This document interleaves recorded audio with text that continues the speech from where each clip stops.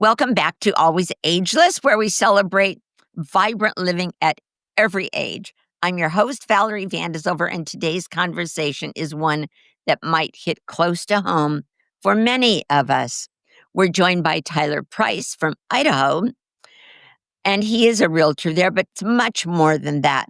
Tyler's someone whose life took a powerful turn when he became a caregiver for his family. He walked away from his career of several years to provide care for his loved ones. And through that experience, he found a new purpose, helping older adults and their families transition through life situations with compassion and clarity.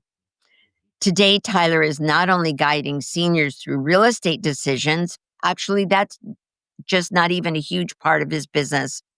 His life is also involved with developing wellness product that he believes could support brain health and keep us all healthier. He's going to tell us about that. He's here to share his journey, the lessons he's learned from caregiving, his work with seniors, and his passion mostly just for making a difference, both in housing and health and family. So whether you're planning your next chapter or whether you're helping a loved one in theirs, or you're just curious about the heart behind the work, stay with us. You're going to love this conversation. Welcome, Tyler Price, to Always Ageless. Thank you, Valerie. So I'm very blessed to have met you, and you took an hour out of your time to help me and answer questions, and then you Oh, invited me on, and I'm very grateful for that. So thank you. oh, you're so welcome. We're glad to have you. And Tyler, when I started this program, my goal was to have people like you to share their journeys of how they're either helping their family, or either you are the senior, or you are the adult child of aging parents, or you're helping other people and their families, or you're helping other kids that are your age who are dealing with their families and they don't know what to do. Yeah. So you are exactly the person that I wanted on my Always Ageless program. So I'm really glad that you're here today. Well, thank you. I'm grateful to be here. You have quite a story. And again, you're kind of my ideal person because you've got so many elements of your life to talk about. You have your family, Yeah. and your family is not only your parents, but your own children and your wife and all the things that are involved with that, but also your business and how that's evolved and your personal journey. So let's just get started. Yeah. Let's talk about who are you? How'd you get started? You've had a couple of businesses. Yeah. Yeah. No, the starting part of it really happened back when my dad uh, was sick with diabetes and he had kidney failure. And my wife and I had 3 kids at the time.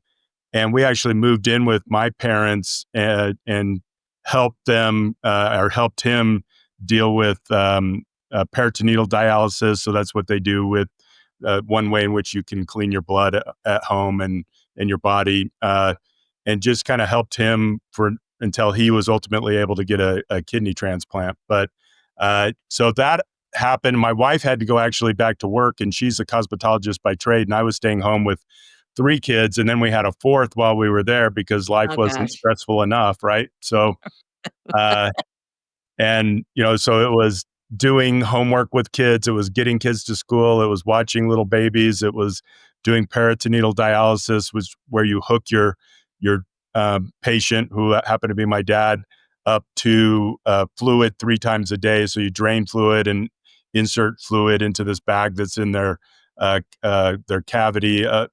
And anyway, it was hard. And I remember my older brother calling me one time and just seeing how I was doing, and I couldn't even talk to him because he's like, "Well, what's going on?" And I just started to cry, and I didn't want to cry in front of my brother, so I couldn't talk. And he's like, "Well, what is wrong?" And I was like, "It's never going to get better," was all I could say at that moment.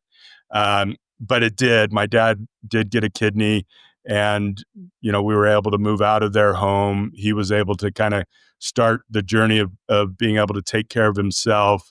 Oh, good. In 2020, he did ultimately pass, Mm. he fought a long journey with diabetes and really poor health, which then kind of started me on a path of not wanting to get diabetes myself, because that's a disease that just takes your life away slowly, as it did for him. So, but anyway, that while I was home and my wife was working, she was working in a hair school. She's a cosmetologist by trade. And then we ultimately started our own hair school in Idaho and ran that for 15 years and then sold it. Wow. And that's That's a long how time. I am where I am now. But coming back to watching my dad, not wanting to end up with diabetes and poor health.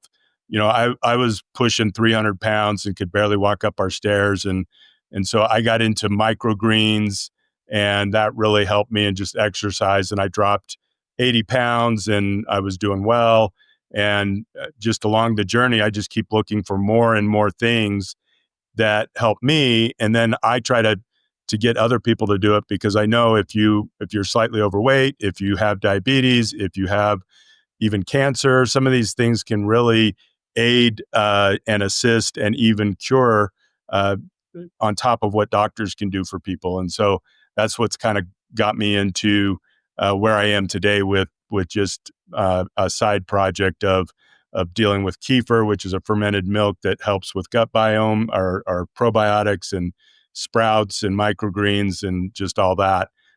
In addition to being in real estate as well. But anyway, so that's I So just yeah, threw up really quick. But yeah, what you might have a comment or point yeah. here. So we're going to talk about the greens in a little while because I'm going Okay. to talk about that separately. But Yeah. certainly that's fascinating. And everybody on this call or is watching or listening wants to know how to be healthier and Yeah. certainly how to lose weight. I don't know anybody that doesn't want to lose weight, me Yeah. included. So tell us.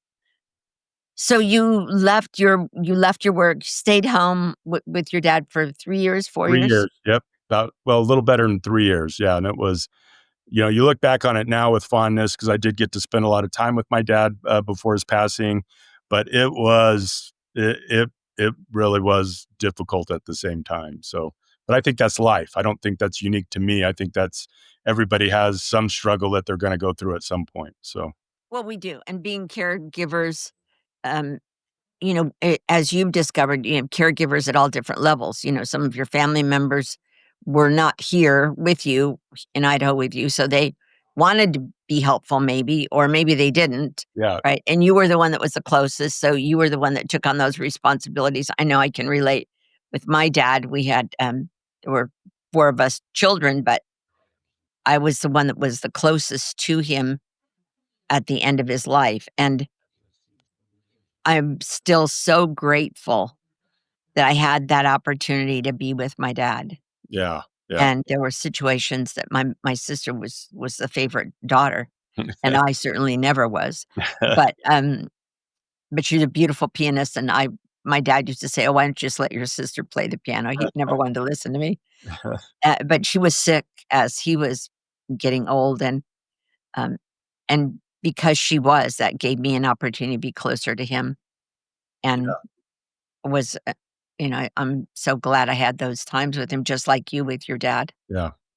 No, you it know? was, yeah, it had a lot of plus to it, and my siblings were all great. I have four. I'm smack dab in the middle, because I have seen Mm. families that it is a power struggle or whatever issues they have going on. But my siblings were very great and supportive and helpful in all aspects. So yeah, So I guess my question to you would be, and this is a big question, is what things did you learn from that that then now you pass on or you wish everybody else knew? yeah. What do you wish you could share with everybody? Well, don't take your family for granted, because they will be gone at some point. Get over any sort of issues you have. Sit down and hash them out with family members. Luckily, I can't say that's really been a big thing in our family, but family matters, and we drive each other nuts, but we really are there for each other when times are tough. I believe. I hope. But then, really, the biggest thing I think I took out of it too was, we can do hard things. I can. Everyone is designed, our bodies and minds are designed to do hard things. And it's no fun to do hard things. I'd rather just sit on a beach and leisurely live my life. But that's not Idaho has no beaches, but we do have great lakes and rivers. But that's just not what life is designed to be, and it's a struggle and it's a roller coaster. So when you're at the top, learn to put your hands up in the air as you come plummeting to the bottom, and then just know it's going to go back up to the top again. So yeah, And so many times we deal with, in fact, one of the issues really involved with aging is the family dynamics, yes, right? Is that we know, so many of us know that, like, my mom isn't, but my mom could be in Wisconsin, and I'm here, and I know I need to do something for her, and I'm not able to. And so my question would be to you, and you must have people the same thing when they're I think we only have police cars drive by here when I'm on a radio show. uh, glad So it was you and not me. that happened all day yesterday. So when you're talking with family members, what advice do you give to them? Whether either the children live close to you or the parents live close to you and they're separated. Yeah. So that's a big issue, and I think there's something that I'll say to people when either I can do it or you can do it, but we both can't do it. And we both wouldn't do it the same way. So as people take roles, and typically, so whatever those roles may be, it might be that someone has power of attorney for the financial aspect of the parent, or someone, and then another one might have the physical power of attorney for the parent. But whatever your role is, and then a couple others don't really have anything, but we're all chiming in. But for me, it is, hey, you do need to get together and you need to have Zoom calls, and then you need to start talking to professionals, because this is what we've gone through with our mother. Our dad had physically some very poor health, and our mom has always been super healthy. Her mom lived to 103, and she's always been thin and has been very active, but now cognitively she's sliding a little bit. She still recognizes everybody, but there's times where grandchildren, she maybe doesn't remember a name, or she kind of knows what family they go to, and it's sad to see. But we started to help our mom too late, and it Mm, went from her being in her home and us trying to get her into a program called Mind for All Seasons, not to plug somebody else's business, but they've that's seen some right. really great things with reversing dementia and Alzheimer's. But we were I think, about 6 months too late. So our mom ended up falling, breaking a hip, not being able to keep herself. We had to ask her not to drive anymore because she brushed up against a pedestrian as she was driving in her neighborhood. Um, and then anyway, so it is, as a family, you need to. In our case, I think no one wanted to take complete charge, or we just didn't take the action that needed to be taken. And it's not even to say that it would have worked, but we kind of have a feeling of, wow, we started a little late, so then we had to put her into an assisted living center, and the one that is near her house is fantastic, but Well, she that's wants good. to know when she's going home, and Oh, she's 83 and she should be able to be in her home, but she can't. She cannot remember to feed herself. She can't get her medications right. She can't, oh, she definitely can't drive anymore. And so, as a family, you need to realize that roles are reversing. And if you don't take action, then there's going to be a fall. Again, she's broken both hips at this point, but she's rebounded nicely from it. However, it's not what you want, because once a hip gets broken, there's statistically a higher probability that they pass within a short period of time. But as a family, you need to get united and realize that not everyone's going to agree, and whoever is put in charge, the peanut galleries just need to keep their mouths shut and let them run with it, because they're doing their best too. And assisted living centers are great. Obviously, I think most people would prefer to age at home, but it just isn't possible. And there tends to be, in this scenario, usually one child who's still nearby, and that's a big undertaking for that child to have to do all huge. the help. And honestly, it's not it's not an ask that I think. I mean, it's hard to say, hey, I need to support and love my parent, but they also have to live their life and deal with their own family and things like that, right? So it is, as a family, it's get united quick and take action quick, because ignoring it and saying, "Oh, mom's in good health," was our case, but her cognitive decline has Right. been so detrimental to her that she lost a lot of weight. She fell, broke a hip. She wasn't probably taking her medicine right. She definitely wasn't eating right, and she suffered because of that. And then we were able to finally take action, and now she's in a much better place. So I And just don't rambled on, and I know you no, have no, no, way that more no, it's stories perfect. than I do. Now, don't you think that, that we all we have a viewpoint of what we think a caregiver is? We Yeah, think a caregiver is a person that you pay to come into the home or is at the place where your parents live, the assisted living community or wherever. And for a long time, I don't think we accepted the fact that we are caregivers. yeah, yeah, And now I say so often to my husband, it is official. We are caregivers. I'm blessed that my husband is so good with my mom. My yeah. mom's the last of the four parents. She's 105 and a half. Wow. And but yet we go there every day. My husband goes there every day. We don't get paid for being a caregiver. You Yeah, don't get paid for being a caregiver. Um, and you want to include everybody, you want everyone to feel like you're doing a good job. But like you said, you can only do what you think is the best thing to do. You're the person on the spot and yeah, you get it, it's your decision to make. yeah.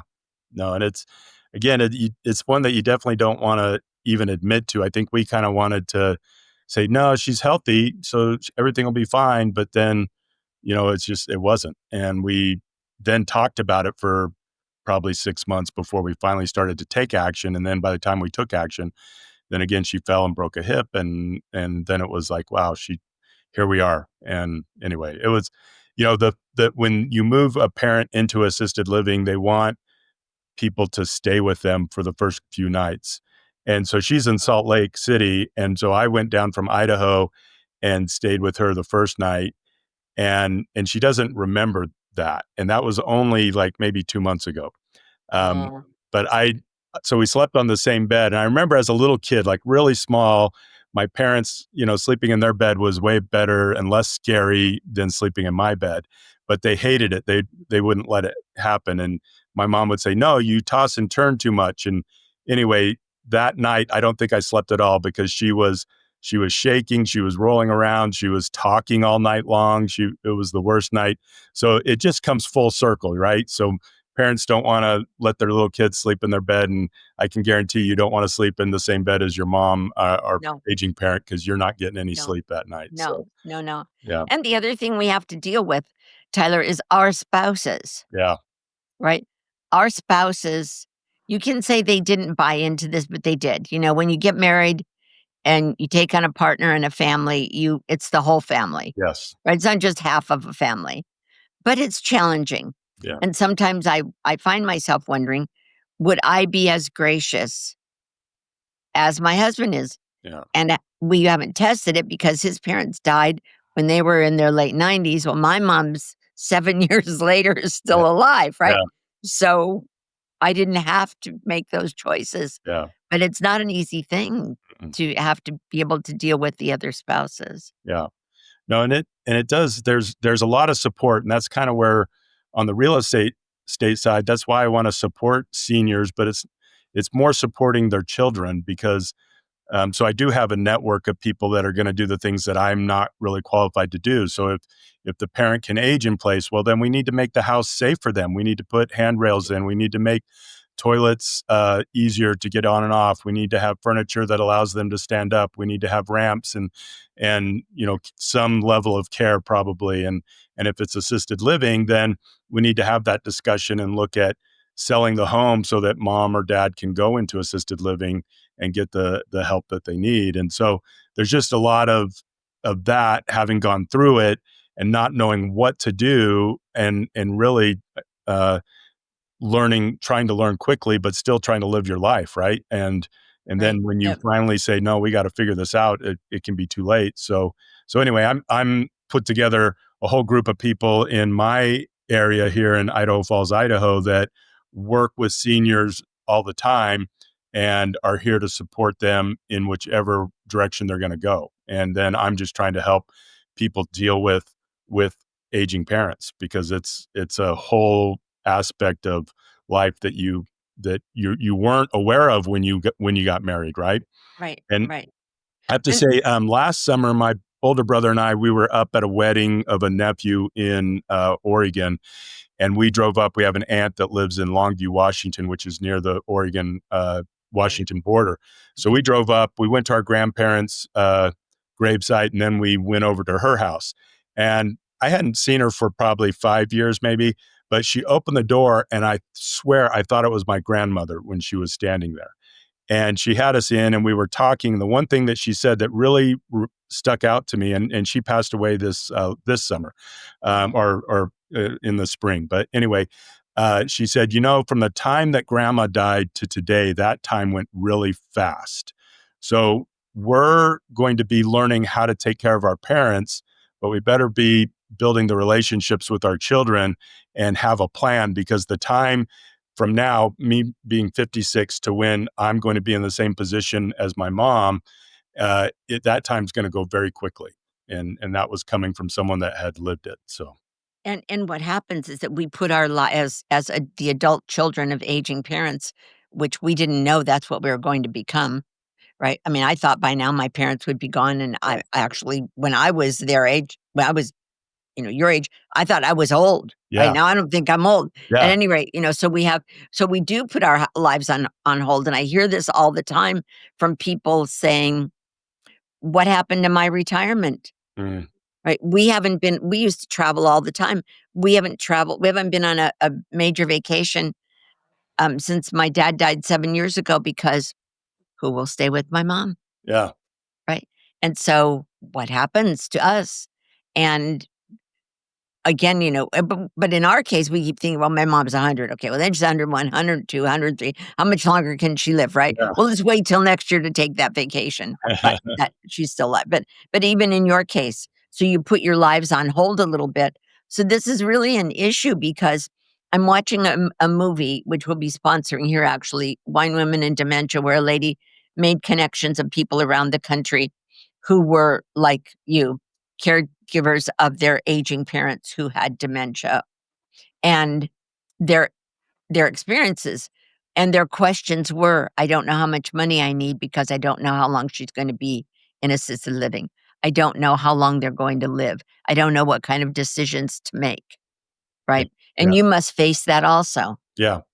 No, and I think that the kids, that's going to be one of their biggest questions, is how do we pay for assisted living, which, if you were to pencil it, if they have somebody with mom or dad for 40 hours a week or something, that's going to be way more money than assisted living. And anyway, but that's going to be one of their questions. And if hopefully mom and or dad has a home, because then there's, can they age in home? And if the answer is no, then okay, how do we get the most out of this home so that they can afford to live in in assisted living? And that Right. tends to work. I'm going to say it's still kind of a scary place to be. Luckily, our mom, my dad did well, and she's taken care of. Um, but yeah, that's not the case for most, right? And so now it is, man, how do we as a family afford this? And hopefully, they have that asset that they then can fall back on if assisted living is where they need to go. So Well, and the one thing I think that is the most underused program is reverse mortgages. yes, yeah, And people don't understand it. It used to be a really bad program, now it's not. But actually, people can stay in their home for less than they would be paying in rent somewhere else. right, Still yeah, might need a caregiver. And the problem with an in-home caregiver is, okay, so I have somebody come 3 or 4 hours in the morning, but what happens if mom falls at night? yeah. Yeah. No, and it's just the easiest thing that being a fall risk is just going to happen, right? And so yeah, that is definitely, reverse mortgages and things like that can definitely keep people there. I mean, that's definitely something that has to be explored, but we just have to look at the health of the parent and say, to your point, okay, so when someone's with them, they're fine, but if they're alone, are they fine? And if the answer is yes, then age in place.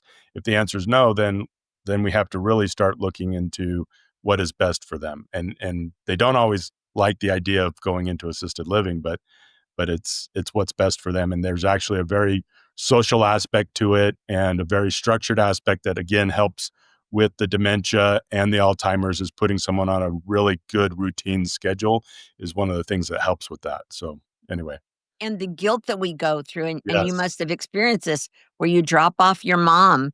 Yeah. I don't know that I don't know that I'll be able to do that. We're having that discussion. We kept thinking my mom wouldn't live long enough, but she Yes. is, Yeah. and she just shouldn't be by herself anymore. Yeah. Can I drop her off and leave her? I don't know. It'd be pretty hard to do. Yeah. Worse than taking her keys away. Yeah.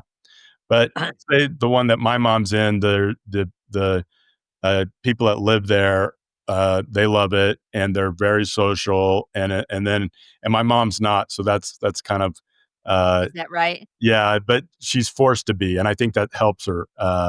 So she also is someone that'll tell you what you want to hear. So it's like, so how's it going? Oh, I really like it here, and it's like, okay, but really, so I'll always say, quit lying to me, mom, but she says she really likes it. I hope so. It's a great facility, and so that those aspects that they're not getting at home, living on their own, though, of social and talking to people and doing Right. things like that, then become part of it. So it has to, the stigma of assisted living needs to kind of be go away, because it's really just they're just moving in and now they're part of a community. That's what it needs to be Yes. looked at. Yes, they are. They You're are. you're in and you're a part of a community. So They are. They are. So let's break down all of the options. I'm going to call you. I'm going to say, Tyler, my mom lives in your community. I don't think she's safe. I don't think she should be by herself anymore. She owns a house. My dad's gone. What do you think I should do? So there's lots of options. So let's mhm. go through those options. What kind of things would you say to someone? So then it would be getting everybody, all the decision makers together. So it's a bit of a process.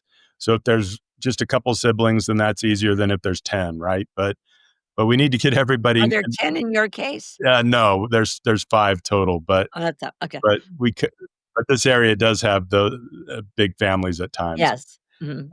So it is then, okay, where is mom? And really starting to bring professionals that excel in things that I have a slight understanding of, because I don't ever want to come across as, oh, let me tell you how to overcome dementia. No, that's somebody else's thing, right? But it is understanding, okay, where is mom? What is her current situation? What are concerns? And then getting professionals to come in and just have a consultation, and let's discuss, okay, this, if we were to come in and do these things for your mom, this is what we're looking at and this is what's going to happen. And and so it's really, it's hard to answer just, oh, this is step 1 through step to the Right. end, because every case will be a little different, right? Absolutely. And every home I will be. 100% agree with that. Yeah. Everybody's different. So, and so that's the thing that makes what I'm trying to do a little unique, because there's a lot of great real estate agents here in Eastern Idaho, but they go about it as a real estate agent. So a real estate agent's going to walk into a home and say, okay, I need to get pictures. So how do I make this home picture worthy? And oh my gosh, look at all the clutter. So, that's what they're Whereas looking. that's not even the first thing you should even be Yeah, talking that's about. not, no, we're sitting down to talk and have a discussion and get to know each other, and then, okay, these are the professionals that I'm going to recommend that we start you talking with. And then I'm following up to make sure that happens, because again, in my case, we waited 6 months before we took action on something that we knew that we could do 6 months prior. And so that's really, trying to hold people's feet to the fire, because this is a person that is at risk. And so what is the path? So if it's to age in place, great. I'm all for that as a real estate agent. It's not that I need to make a sale today. And And so it is, okay, if we're aging in place, now we need to make the house safe. Do we need someone to come in So, for yeah, certain? so let's just take a minute. So let's just break for and hold that Yep. thought because we're going back to it. For our listeners and our viewers, what aging in place means is that Tyler's going to go into a home with a family and he's okay that they don't want to sell their house right now. So that's what you need when you are having these discussions for yourself or for your family members or for anyone you know. You need to work with someone whose interest is you and your family not getting a real estate commission Yep. or a commission to move you or whatever. You need someone who is a senior home coach, who's an advocate for you and whatever is best for you and your family. And that if you go away with nothing else today or from all of my episodes, you need to work with people who are concerned about you. Yep. Now, go ahead. Yeah, and then it's again, getting the right people to come in and do consultations and create a game plan of this is how we're going to go about it. And let's say that it is, though, a situation where mom can't afford to go into to assisted living yet, but will sell the home and then we'll go. Well, so my job is then to help them uh, get uh, get some money to then go ahead and move in. And then my role, because I already know the stress that the family is under, is to say anything in this home that you want, take. Anything you don't want, leave it here. And I'll take care of the rest. And then depending on where the house is, if it hasn't been updated, if it we're going to strive to get the most out of this home as possible. But any furniture or anything that isn't wanted, just leave it behind because the family already has way too much stress that they're dealing with to have to sit there and get rid of 50 years worth of stuff, right? So it is then so that's the scenario where we're moving them into a home. But if we can have them age in place, we're all about that. And then it's just making the house safe and getting the support that they need, that mom needs, so that she's not having falls. And it is getting necklaces that they're going to have to wear that have buttons and things like that, right? Right. So Right, absolutely. So let's talk about aging in place. So if you determine with the family or with the older person that aging in place is a good alternative for right now, a good option for right now, what are some of the things you would do to make it a good place for them? so it is really looking at eliminating falls because that's what ultimately killed my aunt. She fell and hit her head, and that is how she passed away. She was doing really well, other than that. She should still be alive. But Mm. so it is. It's like just how you childproof a home. We're going to do Yeah, the same thing. We got to childproof this house because if there are stairs, man, the basement's probably going to have to be off limits, and we need to eliminate that going down. And if there's stairs up, I was just showing a house in a beautiful part of Idaho, right on the Snake River, and the I people had saw that house. You had it advertised. You did a yeah, video. Yeah, beautiful. and they had a lift. So if they're wanting to go up and down stairs, if that's part of it, there are things that we can put in the homes, which they sit in a chair and it lifts them up and down. And so we just have to eliminate falls. And then it is okay, what type of medication and who's going to make sure that this medication's getting taken care of, and making sure eating, because that was another thing that my mom kind of just quit eating. And it wasn't that she didn't want to eat, it's just that she kind of was forgetting to eat, right? Really. So it's just all the things. What's the support group? So in our area, we have a lot of neighbors that get close, so it's like, can neighbors come over?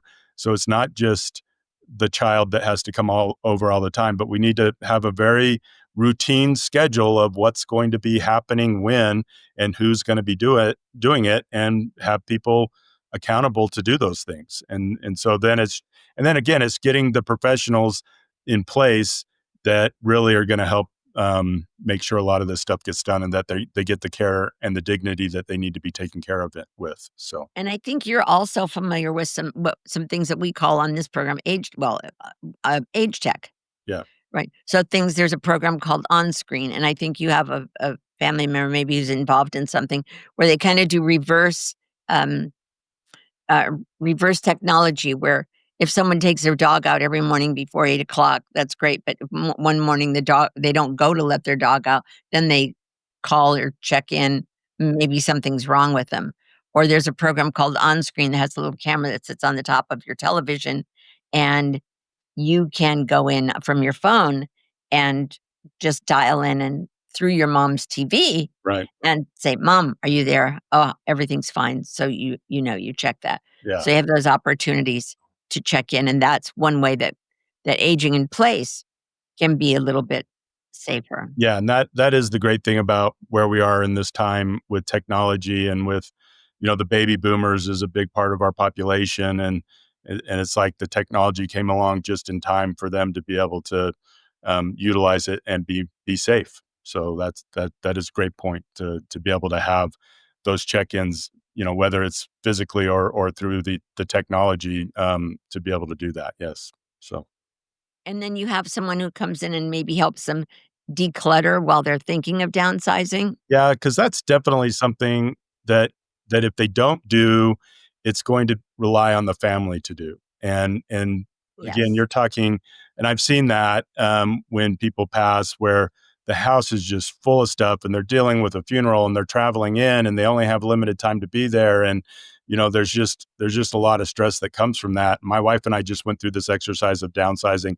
I think I definitely got rid of more stuff than she did, but at least one of us downsized, right? But Yeah, we're um, going through that right now yeah, too. so that's definitely something because we all like things and things remind We us of do. whatever. But I am to the point now where I've limited my clothing. I just, if I don't wear it, it's gone. And whereas before I would say, "Oh, I've had this shirt since high school."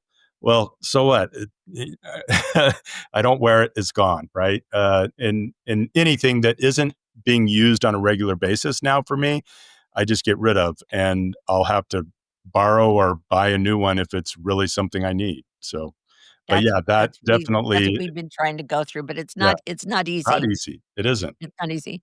No. And for our moms, and they have things that they got from their grandmas, and you kinda Yes. think, well, it's kind of a family thing, and my husband says, "Well, we wanna save this stuff because it's our family history." I said, Yeah.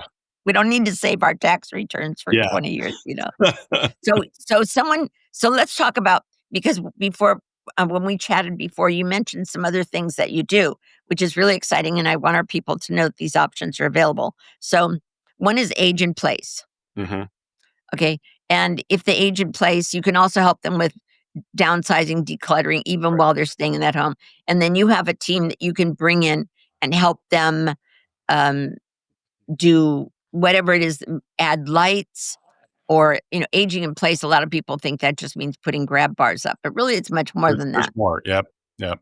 So it is. And then there's other things that you do. So let's say someone wants to stay there, but they really need a few improvements to make it safer. They really don't have the money. What can you do? You mentioned a lift. That's a great thing. And a lot of people are doing very easy to do elevators, in-home elevators also, just for one level. Yeah. So how can you help them? So there, and again, now we're getting into the side of, as I bring that vendor, we'll call them vendor, but this is what they do. You know, these guys don't have a lot of margin in these things, and there is a lot of Medicaid assistance that can happen. So they're doing a lot of, and I would say probably even close to 90% of the work that they do is maybe break even or lose, and then 10% they're making money on. But they're going to come in as professionals and say, okay, are ramps needed? And we're always looking for ramps and other things as people do pass on that now is still attached to the home that they no longer need to be able to repurpose ramps and be Oh, able great idea. yeah, because even my dad had a ramp, and then my mom was using it, and now she's we're not going to take her back to the house very often, and uh, uh, but she is going to go back to her house for a visit.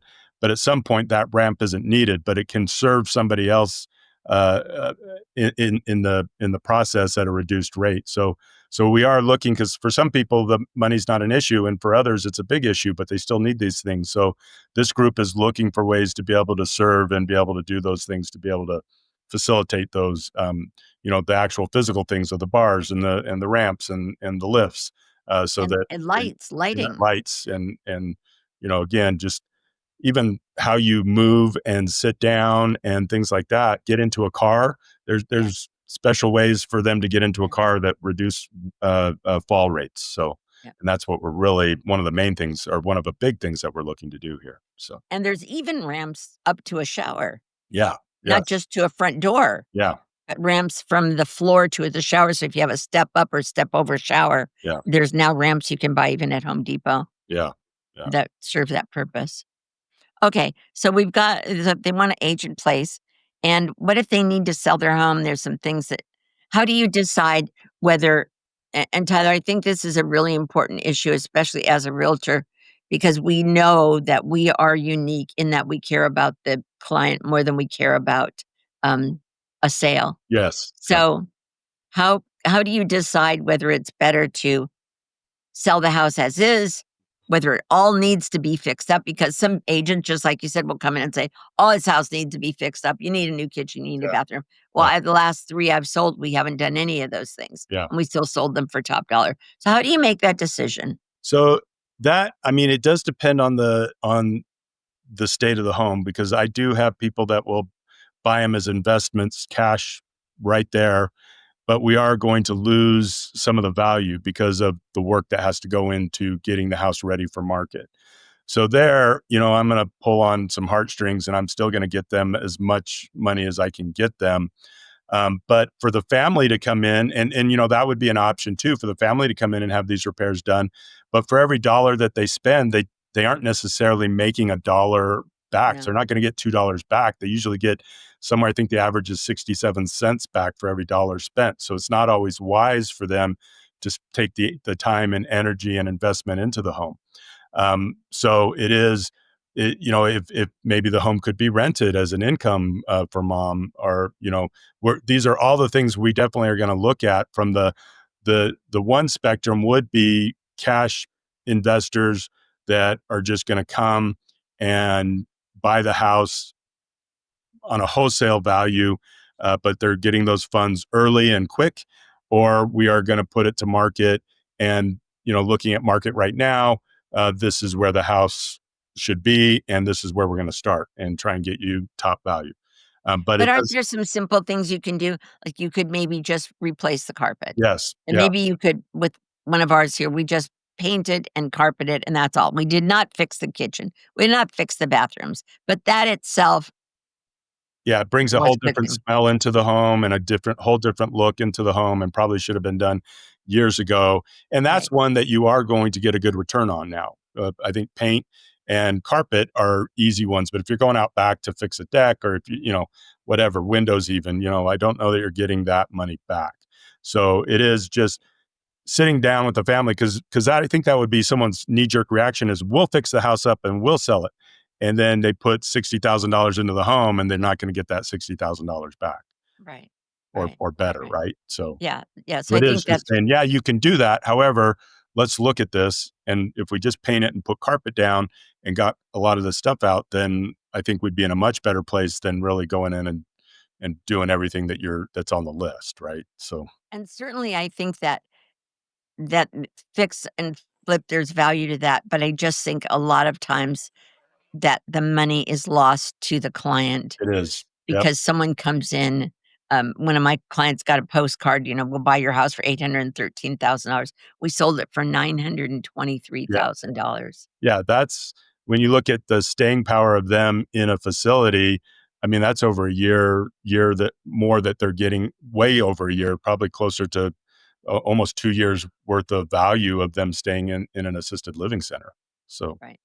So a lot of these guys will come in and, "Oh, we'll buy your house and, no real estate commissions. You don't have to fix anything." yeah, Yeah, but you're leaving so much on the so much table. on Let the table. someone like you come in and make a decision of how's the best way to market it. Yep. And even if it's something as simple as carpet and paint, Didn't you mention that you have a way that you can maybe finance that for people or help Yes. them with that? Yes. So that's where, and it's another vendor.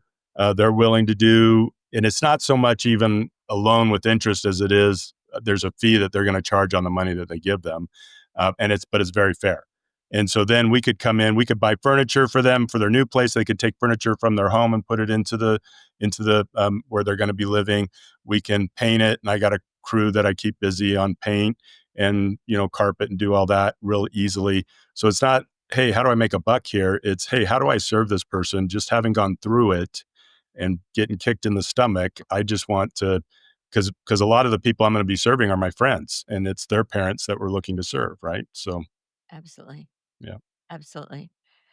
Any other thoughts about, aging in place or advice that you would give to people? Then I wanna go to your other business, your health and wellness business. Yeah, and I think there's also the version that we haven't discussed, and it's a version, right? It's an option, but that's having mom move in with one of the children and their family. And I think that has a lot of blessings to it, but it is, I mean, it's they're not visiting, they're living there. This is their space too, right? So anyway, that's also one to be considered, and it's going to be a lot of work, and there's going to be frustrations, but there's also going to be a lot of blessings by doing that one as well. But are you doing much in your area? And we look at where you live compared to where we are. You have so much space around you. Do you do much with ADUs? That is just coming into play, and so it is starting.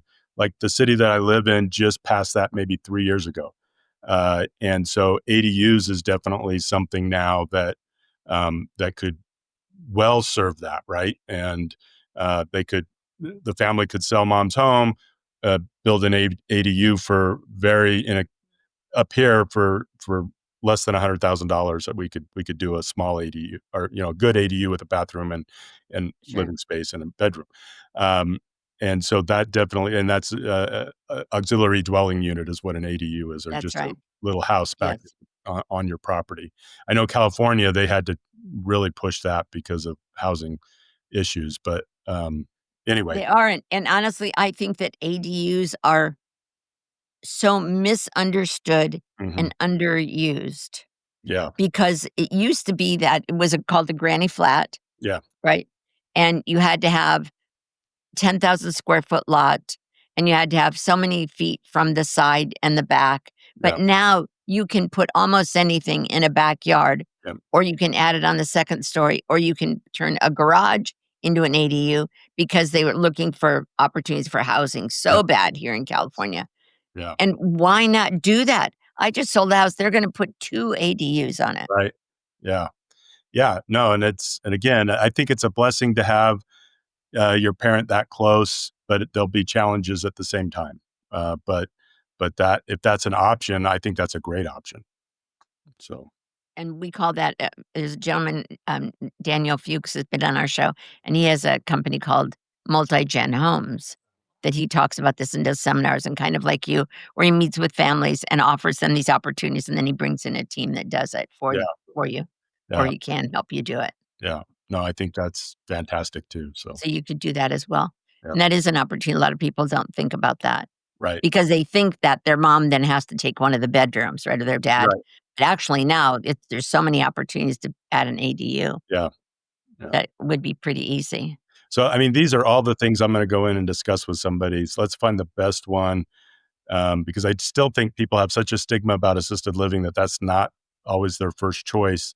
But I don't think it's one that you can't look at, because really there's a lot of great assisted living centers out there that are going to give more social activity than what mom or dad are getting currently. But we're going to find what's best for them. So Let's talk about your health journey yeah, and what brought you into what you're doing now. You actually have a product that you sell, and so what got you started with that? We have about 5 minutes left. okay, yeah, and it was just me making a decision that my dad was just one of my heroes, and I love him still to this day. And uh, I and he used to just tell me, "You need to take care of yourself so you don't end up like me." And so that's the first time that I really. because I was always athletic growing up, and then you kind of slow down and you gain weight, and then you just you still move around okay, but that extra weight is killing you slowly. And for me, it was walking up my stairs of my home and getting winded. And then I just went on this journey of walking and microgreens at first, and that's all it was. So microgreens are just taking seed and putting it on in trays and growing the seed up about 6 to 8 inches, and then you harvest them, and they make really good smoothies or really healthy smoothies. And I was using a lot of broccoli, radish, uh, uh, uh, alfalfa, and they all had do different things. And then, so then I lost the weight, and I've been able to keep most of it off. I did go through, after we sold our businesses, I kind of went through some depression of not knowing what I was doing, and I've gained some weight back, and now I'm back at it again. But now it's sprouts, microgreens, and kefir. So along the way, I found kefir, and kefir has quite the story, which it originated in the Caucasus Mountains near Russia, where Russia, Middle East, and Asia all blended together in that area, and they just noticed that the people were living longer in those areas, and they started studying why, and it came out that it was the kefir that they were drinking and making, and so ultimately Russia was able to get kefir grains, and then the rest of the world. So all kefir grains originated from the Caucasus Mountains. You cannot make kefir grains. So the kefir companies that are selling kefir, their kefir's really good, but those strains are bacteria and yeast made in labs, and then they introduce it to the milk and put whatever other ingredients they're going to put in. The Uh, kefir grains that are the kefir that I make is made from grains. So my bacteria and yeast counts are higher. My strains are more, and I just have a pure product that, unless I put sugar in it, it doesn't have sugar in it. And then it's just helping with gut health, and it doesn't take much. A little goes a long ways. And then these kefir grains just live. I've had mine. I got mine from a friend just over 2 years ago, and I've given out kefir grains and mailed kefir grains all over the country now. And anyway, I find that when I was trying to give them away, I couldn't do it. And then when I started charging people for it, they wanted it. So, sure.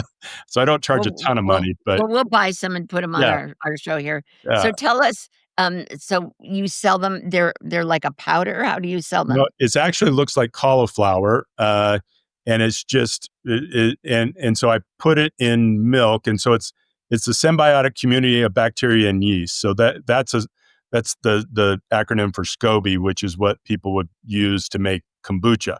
And so it's a similar thing, but they call it grains.